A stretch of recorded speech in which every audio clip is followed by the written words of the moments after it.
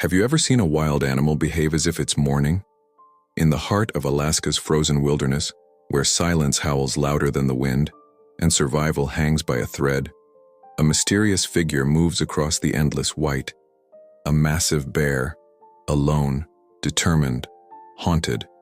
Each day through blistering snowstorms and temperatures that freeze rivers mid-flow, this bear begins the same ritual. He walks 40 kilometers. No matter the hour, no matter the weather. Always the same path. Always the same direction. Through deadly ice fields, over cracked frozen lakes, past abandoned hunting cabins and broken trees scarred by storms. And then, he disappears into the fog. Locals call him Nanook. Scientists call him an anomaly. But no one, not one soul, could explain why he does it. Until now. At first, people thought he was simply searching for food. After all, the wild is merciless, and hunger can drive even the strongest creature to madness. But food isn't what he's looking for. His pace never changes. He never stops to hunt. His eyes, they don't scan the ground like a predator. They stare forward, hollow, fixed on a destination only he remembers. It's not instinct. It's not survival. It's something deeper. Some believe it's grief. Others call it obsession. But the truth is far more powerful than anyone imagined. And it all began when a man named Eli Dawson, a former wildlife photographer turned reclusive researcher, noticed something strange outside his cabin window. A pattern. A path. The same tracks in the snow, every day, carved into the earth like a heartbeat. Eli lived alone, miles from the nearest human voice. He wasn't out there for company. He was out there to study climate change, to watch how the ice shrinks and shifts each year, and how animals adapt, or die, because of it. But this bear wasn't adapting. He was remembering. At first, Eli ignored it. There's nothing more dangerous than getting too close to a grieving predator. But something in those tracks wouldn't let him look away. Day after day, snow after snow, the same trail appeared like clockwork. And no matter how much the wind blew, the storm screamed, or the blizzards buried the land, that bear always returned, like a ghost retracing his last breath. This was no accident, no random migration. This was deliberate, emotional, almost human, and Eli couldn't ignore it any longer. So he began documenting the bear's movements, quietly, from a distance, using drones, cameras, tracking software. What he discovered changed everything we thought we knew about wild animals, and about the silent emotions they may carry inside. Because what he found at the end of that path is something no one was prepared to see. And before we get there, you need to understand, this isn't just another wildlife story. This isn't about predators and prey. This isn't even about survival. This is a story of loss, of memory, of love that never faded. A story buried in ice and grief and silence, until one bear began walking and refused to stop. Because some wounds can't be healed by time, and some hearts, even those that beat beneath fur and claws, never forget. Now come closer. Listen to the wind. Follow the trail. The truth is waiting just ahead. They say the wilderness is empty, silent, lonely. But for Eli Dawson, silence was never a void. It was a signal, a language spoken only by wind, ice, and instinct. He had left behind the clamor of crowded cities, the rush of digital deadlines, and the shallow noise of modern life. What he found instead was raw truth, in the form of snowstorms, frozen earth, and the aching beauty of wild animals that don't ask for attention, but deserve it. Eli wasn't always a climate researcher. Years ago, he had traveled the world as a wildlife photographer, capturing fleeting glimpses of rare creatures in their most vulnerable states. He had photographed polar bears balancing on crumbling ice shelves, wolves howling at twilight, owls flying silently through fog. But over time, he became disillusioned. Beauty wasn't enough anymore.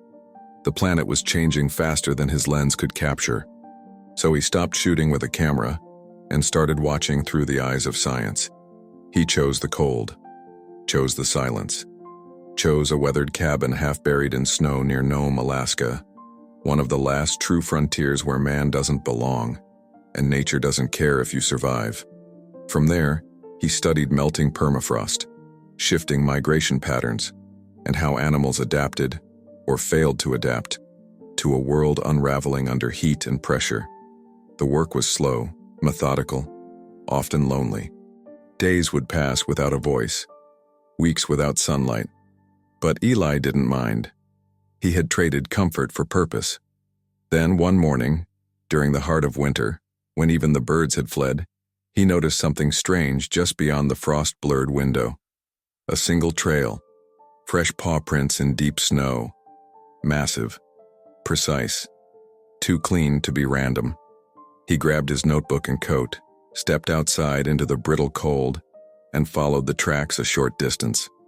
They led past his weather instruments, through a narrow clearing between wind-bent trees, then vanished into the whiteness.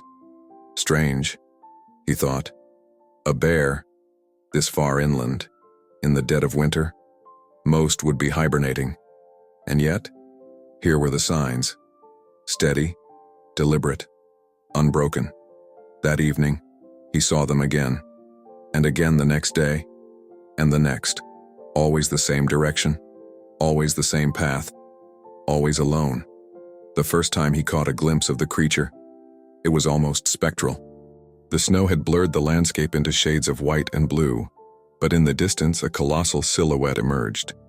The bear moved with a heavy grace, its fur clinging to the storm like shadows. It didn't stop, didn't acknowledge Eli, just passed silently like a procession, disappearing into the trees. Eli didn't film him, not at first. Something about the moment felt sacred, like interrupting would break a spell he didn't fully understand. He gave the bear a name, Nanook, after the spirit bear of Inuit legend, a guardian of balance and mourning. Eli had heard those stories from locals, especially the elders in the nearby village who believed that some animals walk with the memory of souls, that they remember pain, that they grieve. Eli didn't know if he believed that. Not yet. But Nanook didn't walk like a predator. He walked like a pilgrim.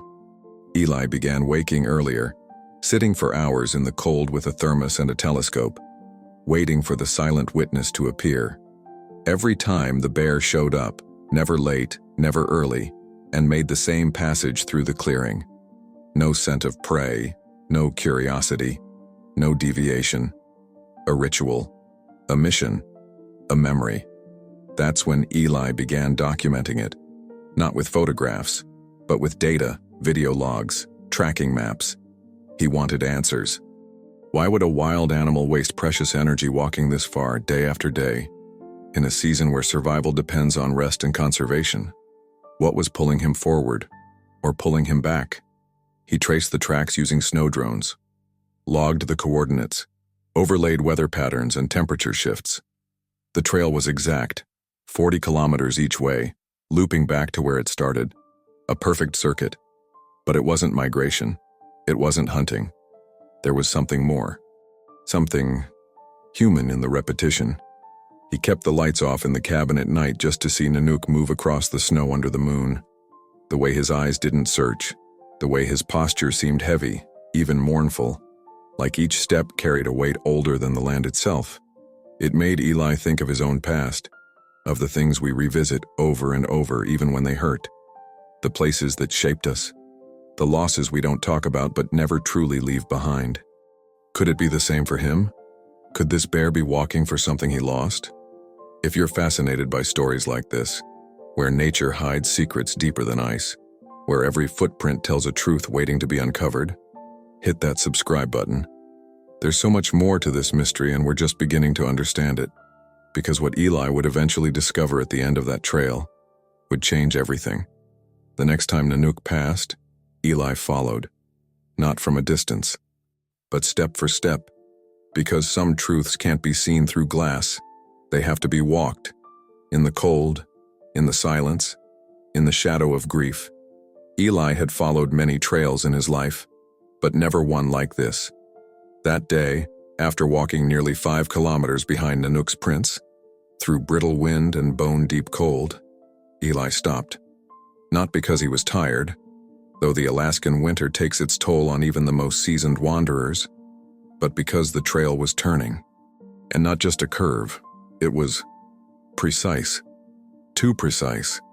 Back inside his cabin, cheeks still burning from the cold, he sat down with a steaming cup of black tea and uploaded the coordinates into his tracking software. As the map loaded and the red dots began to connect, his breath caught. The trail formed a perfect loop. Exactly 40 kilometers. Back to the very spot near his weather station, the place Nanook always started from.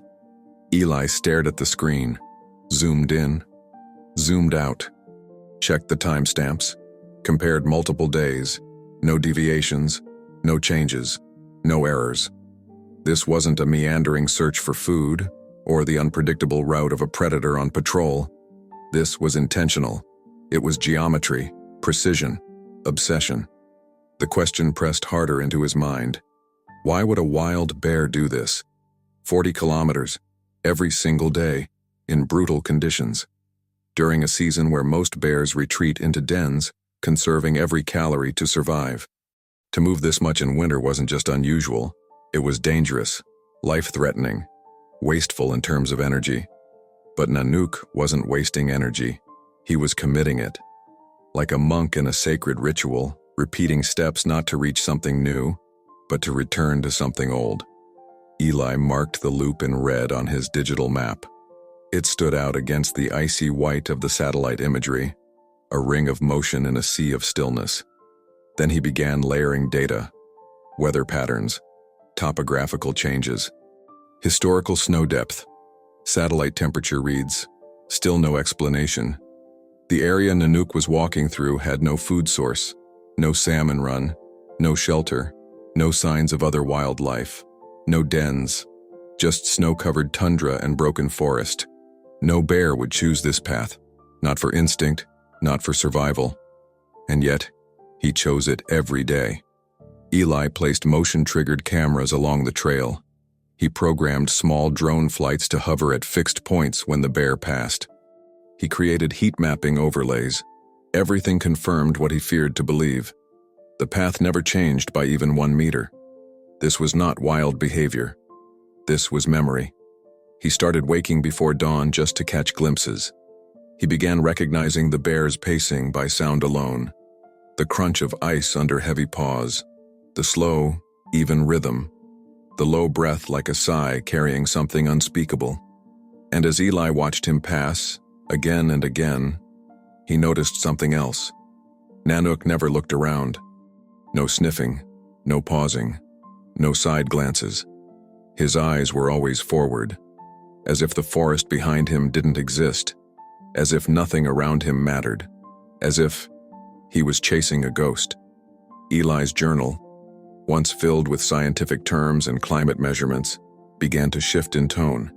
His notes became questions, emotional, human. Is it grief? Can animals mourn? What memory lives on this trail? He remembered an old woman from a nearby Inuit settlement who once told him, "The bear that walks the same path is not lost. He's following something we can't see." At the time, he had smiled politely, dismissed it as myth. Now he wasn't so sure. The tension began to twist inside him. It was no longer just curiosity. It was something deeper, the feeling that he wasn't just watching this bear. He was being invited to understand him. That this loop was not just a path of paw prints. It was a message, a memory etched into snow and ice. Eli spoke less on his nightly logs. The data mattered, but words began to feel too small. He started walking portions of the loop himself, in Nanook's footsteps, trying to see what the bear might see, hear what he might hear. He found nothing obvious. No kill sites, no dens, just wind, frost, and silence. And yet something about the air felt charged, as though it remembered something he didn't. As the days passed, the tension in Eli's chest grew heavier. He began to lose sleep, not from fear, but from urgency. He had the overwhelming sense that whatever Nanook was doing, it had a deadline, that there was a meaning to the loop, but he was running out of time to understand it. The idea of letting this go, of simply logging the behavior and filing it away, became unbearable. This wasn't science anymore. It was a connection between one man and one animal, between human curiosity and ancient instinct, between logic and something that lived deeper, something that science rarely acknowledges: emotion. There were moments when Eli felt tears freeze on his cheeks, standing at one of the loop's fixed corners, watching Nanook pass just a few meters away. The bear never looked at him, but somehow, he knew Eli was there, not as a threat, not even as an observer, but as someone who might one day understand. That night, Eli stared again at the looping trail on his screen. The same circular route, repeated now for over a month. It felt like a question carved into the earth. A question no one had answered. Maybe one no one had ever been brave enough to ask. He leaned closer to the map. His fingers traced the shape. And then, a whisper in his mind. Not a thought, but a feeling. Go to the end. There had to be an end, right? Even in a circle, there's always a moment where it all begins. Where it all began. And maybe, just maybe, that's where the truth was waiting. The whisper in Eli's mind didn't fade. It grew louder with each passing day. Go to the end. He couldn't ignore it anymore. So he prepared. Not with grand equipment or a research team, just the tools he had, his instinct, his discipline, and the quiet urgency that now lived in his bones. The bear's trail had become more than a curiosity. It had become a question that clawed at him, one he couldn't shake off, one that demanded to be answered. He began tracking Nanook with more precision. A motion-activated sensor on the northwest bend of the loop. A drone hovering just beyond the southern ridge. A second drone, mounted with thermal imaging circling high above the frozen tundra. Footprint molds, scent sample jars, sound recorders, anything that might capture a detail he'd missed before. Every day Nanook passed by, and every day Eli documented him. Not just to gather data, but to witness. The bear never once altered course. Not a single deviation. Even when the sky blackened and the wind tore through the trees, Nanook came. Like time itself, he moved with unrelenting rhythm. Like grief, he returned. Eli's digital maps now glowed with a pulse, one line in red, thickening day by day, as if the earth itself was bruised by repetition. He sat by the fire at night, rewinding footage, adjusting angles, noting posture, pacing, wind direction. The bear's movements were not erratic or wild. They were careful, reverent, like he was protecting something, or honoring it. But what? Eli wasn't just a scientist anymore. He was chasing a story, one buried in snow written by an animal with no voice, and yet somehow with more to say than most people Eli had ever met. Still, it wasn't enough.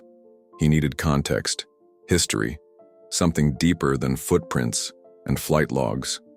So, he reached out to the people who had lived on this land far longer than he had. He packed up his laptop camera drives and a box of old photographs and made the journey to a nearby coastal village, a place where the ice cracked like thunder and stories were passed from lips to firelight.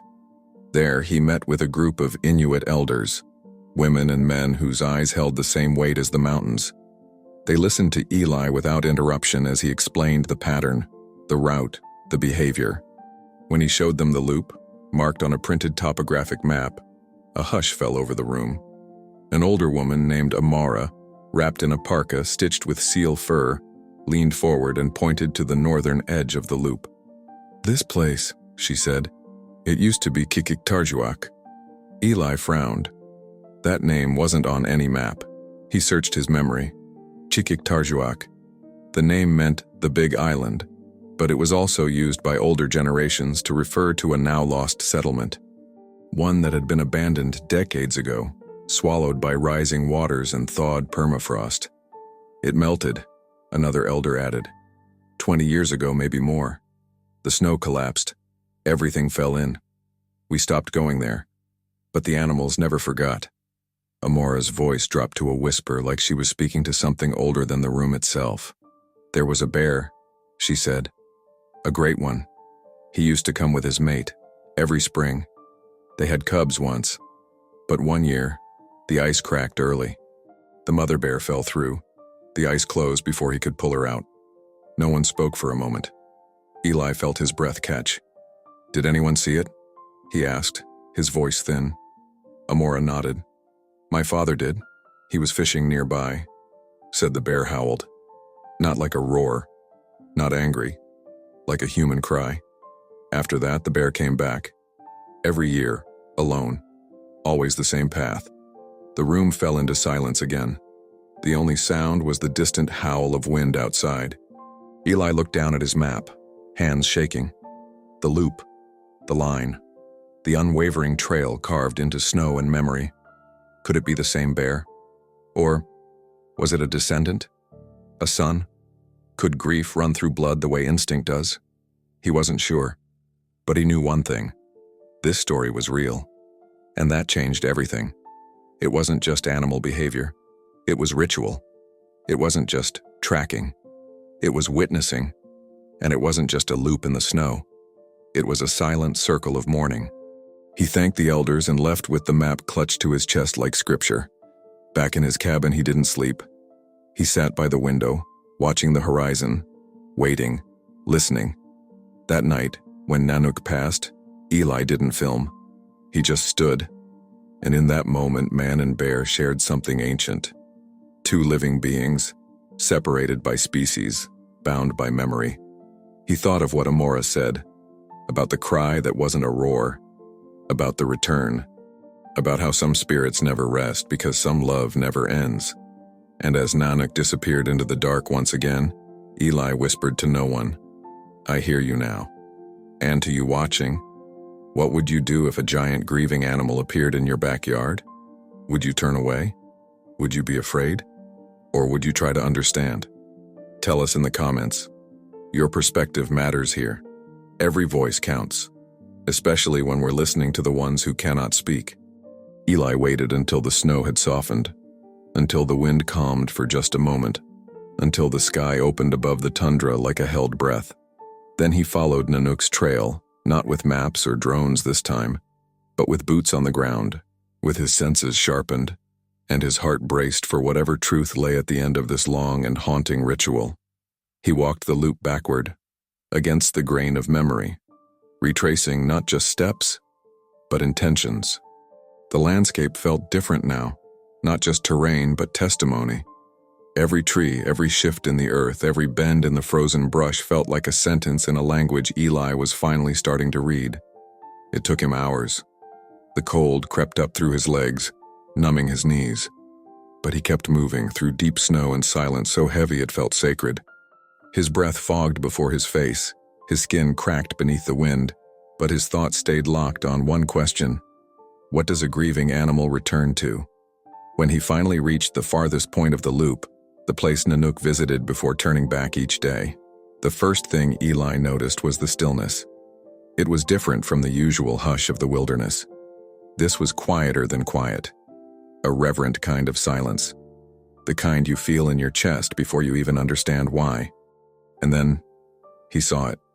A shape, just barely visible under a crust of frozen snow. He brushed the ice aside with gloved hands and uncovered something he hadn't expected. Wood. Splintered, weather-worn, and carved, crudely, by hand. A cross. He leaned closer. One word. Etched into the wood, aged and faded but still readable. Kanik. Eli blinked. The name the Inuit elders had spoken. The she-bear who had fallen through the ice, lost to a storm she never saw coming. This was her grave. He stood motionless for a long time, the name sinking into him like frostbite. Around the base of the cross, the earth told the rest of the story.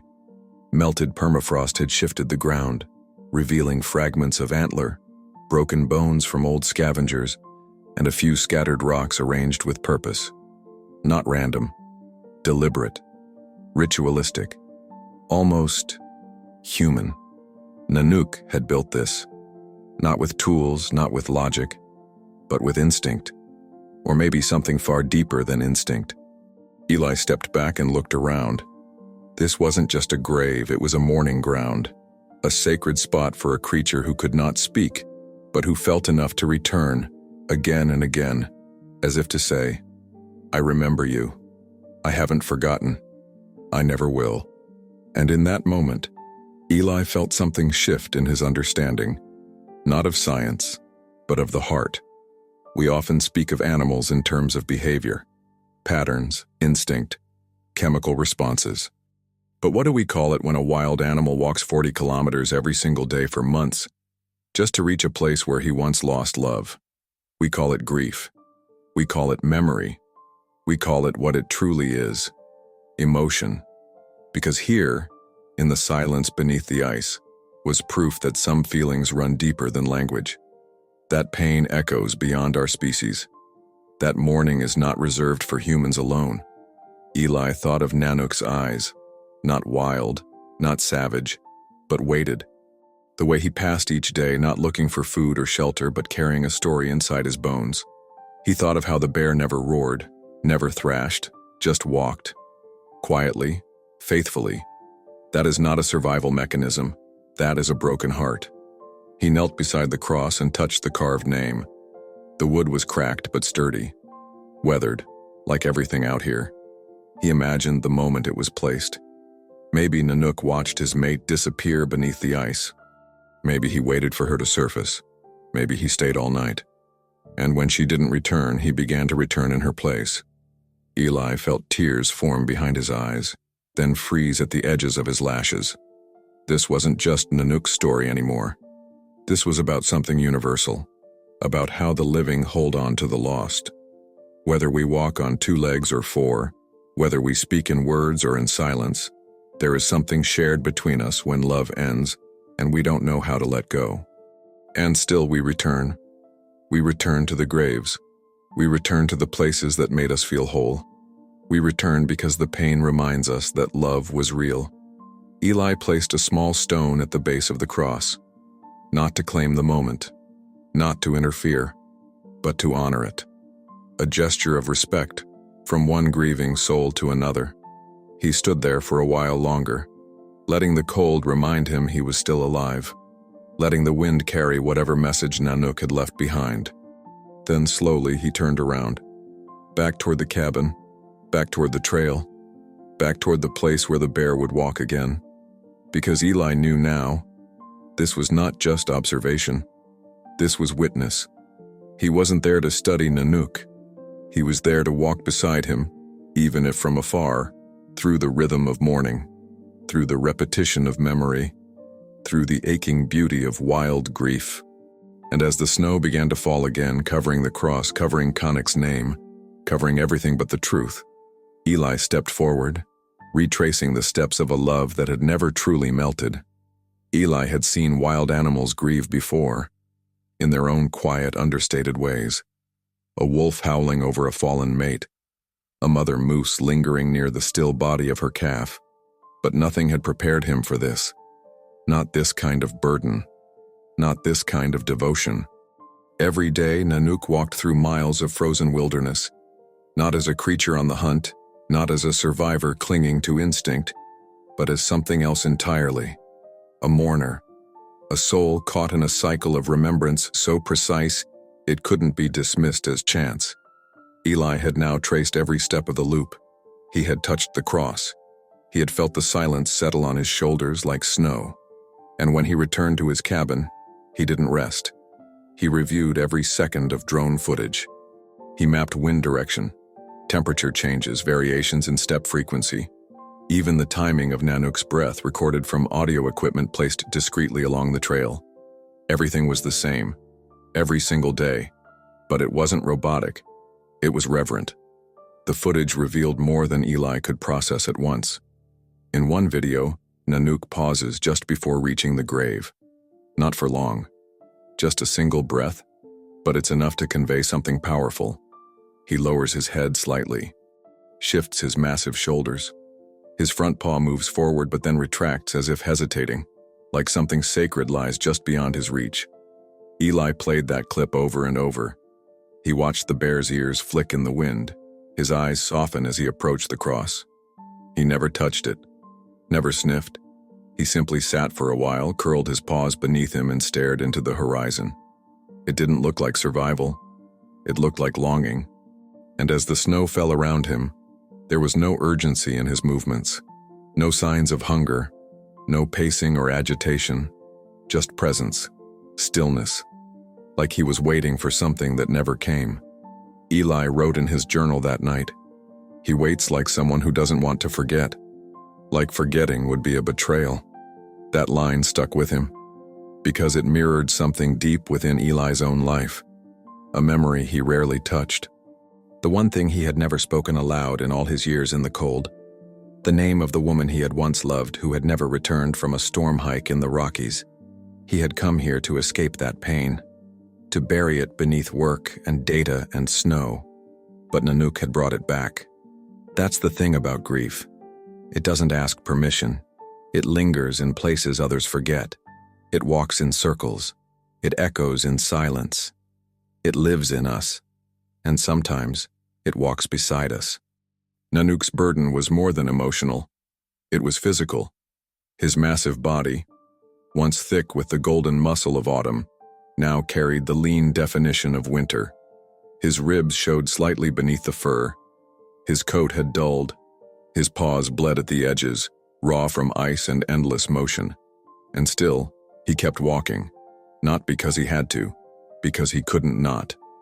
Eli saw it in every frame, the perseverance, the silent promise, the refusal to let memory die with the cold.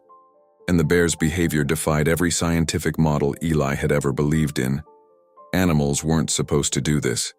They were supposed to forget, to adapt, to move on. But Nanook didn't, and that truth shattered everything Eli thought he understood. He began sleeping less, not out of restlessness but out of respect. He didn't want to miss a single day. Every morning, he rose before the light and climbed the ridge with binoculars, waiting for Nanook's silhouette to emerge. It always did. Around the same time, same place, steady. Each step looked heavier now, slower, but the bear never skipped a beat. That day, Eli noticed something new. A limp, subtle, on the left hind leg, likely frostbite, maybe a strain. But Nanook didn't stop. He dragged the weight of his pain behind him, each step pressing history deeper into the snow. And Eli couldn't help but wonder, what happens when he can't walk anymore? Will he try to crawl? Will he die on that trail? Or will he simply disappear one night, leaving only the loop behind?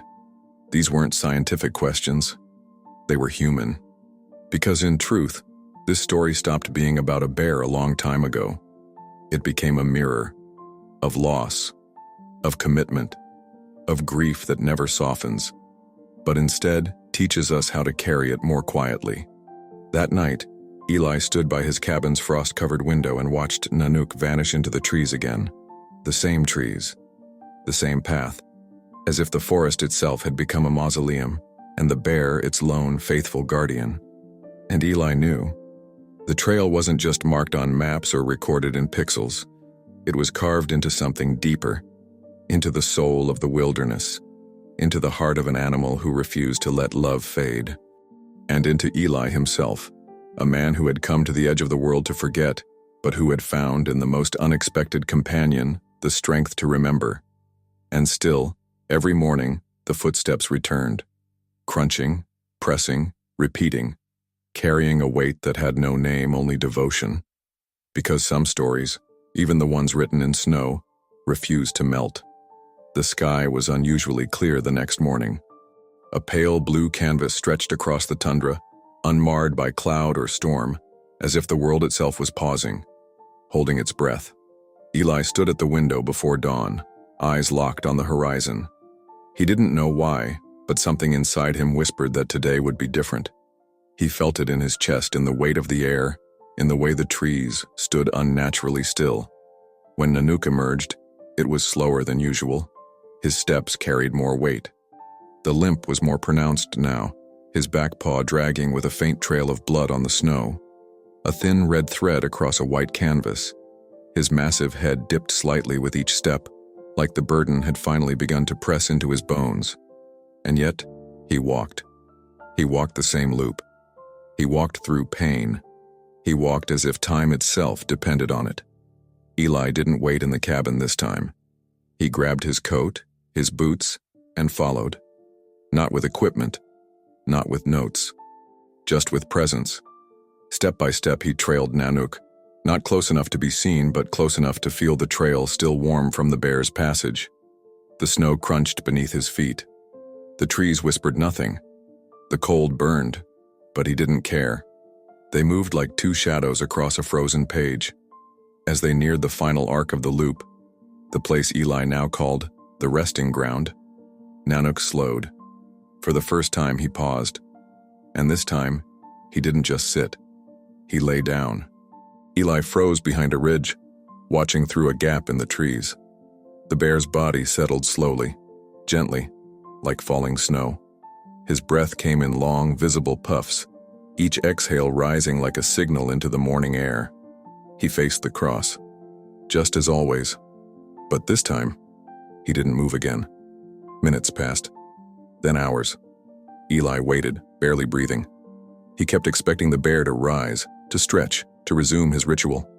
But he didn't. Nanook stayed still. Not asleep, not alert, just present. And Eli realized this was the end, the final pilgrimage. The last step of a promise kept longer than anyone had thought possible. The weight of it hit him all at once. The months, the steps, the miles of frozen grief carried alone. Nanook had come here not just to mourn, but to say goodbye. And somehow his body knew this was the day. He had returned to the place where love was lost, and this time, he would not walk away. Eli stepped closer, just enough to see the rise and fall of the bear's chest. Slower now, shallow, but still there. The sun began to fade. Shadows stretched across the snow.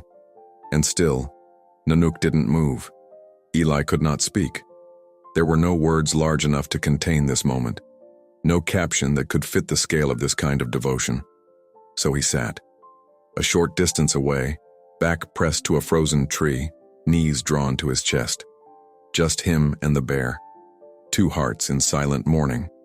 No sounds but the whisper of snow and the occasional creak of ice beneath them. Darkness came. The wind picked up again, howling across the flatness like a memory that didn't want to fade. Eli watched the first flurries descend and settle onto Nanook's thick fur. And still, the bear didn't stir. The wind covered the paw prints slowly. The red trail vanished under fresh white. And then, just before midnight, the breath stopped. Not violently, not tragically, quietly, like a candle finally reaching the end of its wick. Nanook didn't collapse. He had chosen his place. He had chosen his ending. And it was here, at the side of the one he'd loved, where memory had anchored him, where grief had guided him, where he had returned again and again because some loves do not end in absence. They echo. They remain. They call us back, even when no one else remembers.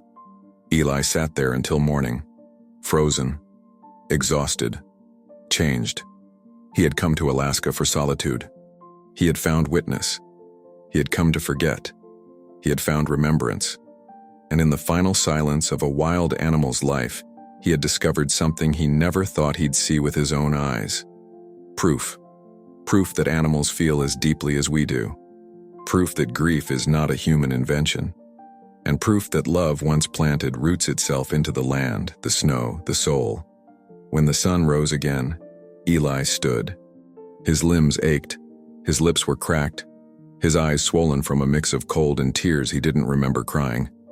Nanook's body lay still. The snow was already beginning to blanket him. Nature, as always, reclaiming her own. But Eli knew. This spot would not be forgotten. Not now. Not ever. Because what he had seen was sacred. And some stories, even the silent ones, must be told. Eli didn't return to the cabin right away. Instead, he stood there for hours beside the snow-covered shape that had once been Nanook. The wind had begun to scatter light flakes over his body, softening the edges, turning him into a shape the land would soon reclaim. There was something sacred about it, something that couldn't be explained, only felt. How do you describe what it means to witness a wild animal lay down and let go? You don't. You carry it with you, quietly, like a secret too heavy for words. And as Eli finally began to walk back, slowly, silently, retracing the same loop Nanook had walked each day, his thoughts unraveled in long threads. The world has always underestimated animals. We marvel at their instincts. We respect their power. But we rarely consider their hearts. And yet, that's what this was, wasn't it? A broken heart. A heart that remembered, that returned, that grieved. A heart that walked 40 kilometers a day not because it had to, but because it couldn't let go. There are no words for that kind of emotion in science. No variables, no equations. But you see it in the silence. You feel it in the consistency. In the way Nanook never missed a day, even when pain spread through his limbs, even when his body began to give out. That was love, and that was loss. And isn't that what connects us all? Human or animal, we all carry memories in our skin, in our bones, in the way we return to familiar places after someone we love is gone, in the way we keep rituals, light candles, whisper names into the night. Nanook couldn't speak, but he told his story anyway, in snow prints, in silence, in persistence. And maybe we need to listen harder, not with our ears but with our empathy, because this wasn't just a bear walking a trail. This was grief with fur. This was devotion on 4 legs. This was the echo of a bond so deep that even death didn't silence it. Some people might call that fantasy, but Eli had seen it. He had followed it. He had felt it. And now you have too. You followed this journey, step by step, from curiosity to mystery, from ritual to revelation. So now I want to ask you something. Really ask. Where in the world are you watching this story from? And do you believe animals can mourn like we do? Type your answer in the comments. Share your thoughts. Tell us what you believe.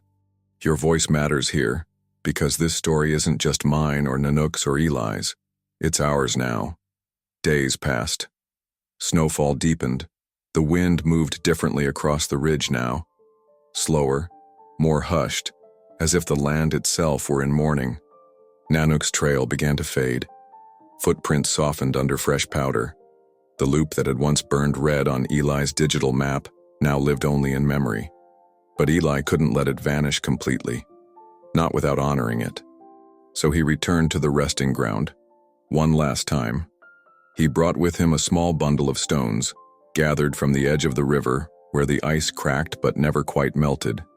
Each one was different, weathered, imperfect, beautiful. Kneeling beside the snow-covered shape that had once been Nanook, he arranged the stones in a circle, a symbol used across cultures to represent eternity, unity, devotion. No plaque, no engraving, just presence. Then, beside the old wooden cross with Connick's name, he added a second stone, slightly larger, slightly darker, with a word carved by hand into its surface. Witness, because that's what he had become. Not a scientist, not a storyteller, but someone who had seen. Someone who would now carry this memory into a world too quick to forget, too loud to hear the soft voices that exist beyond language, the voices of animals who feel too much and are seen too little. Back at the cabin, Eli uploaded his final notes. He didn't dress them in jargon, he didn't bury them in charts, he simply wrote, "I followed a bear through grief, and I found something I didn't know I was missing." Outside, the wind picked up again, but this time it didn't sound empty. It sounded like remembrance. Because some stories don't end when the steps stop. Some stories don't fade with the snow. They leave something behind, in the land, in the air, in us. Something that echoes. Something that stays. You followed this story. You walked every step. You felt the cold. You heard the silence. You saw what grief looks like in the eyes of a creature who couldn't speak, but never stopped telling his story. And now, maybe something in you has shifted too. Because Nanook's journey wasn't just his. It wasn't just Eli's. It became yours. A reminder that love, real love, doesn't vanish. That memory can outlast the body. That even in the wildest places, hearts can break and still return. We tell these stories because someone needs to, because too many of them are lost, because the world is full of silent footsteps, and someone has to listen. So if this story moved you, if it stirred something you didn't expect, don't let it end here. Hit that subscribe button, not just to support this channel, but to keep these voices alive.